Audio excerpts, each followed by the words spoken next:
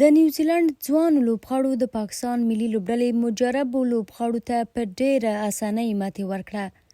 د پاکستان او نیوزیلند د شلوريزې لوبلړۍ په لړ کې د درېیمې لوبې پر مهال د نیوزیلند ځوانو لوبغاړو پاکستاني ملي لوبډلې ته په 7 وکټو او 10 توپونو ماتې ورکړه.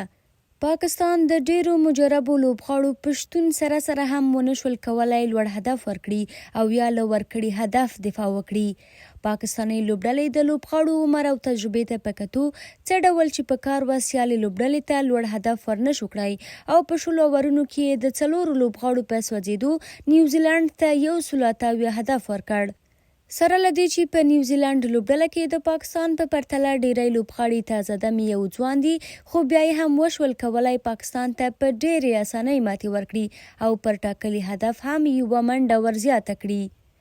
د نیوزیلند لپاره د پاکستان پر وړاندې د تل په څیر مارک چاپمن 8 ناسوځېدلې منډې وکړې او د تیر په څیر یو ځل بیا د یادې لوبډلې پر وړاندې خپل ځان ثابت کړ.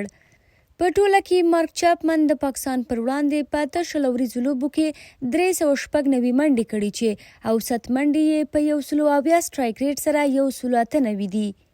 په همدې حال کې د نیوزیلند د نسبتاً کمزورو او ځوانو لوبغاړو په لاس د پاکستان ماتولو پاکستاني مینوال خفه او غوسه کړي او د خپلې لوبډلې پر جوړښت او مجربو لوبغاړو نیوکې کوي.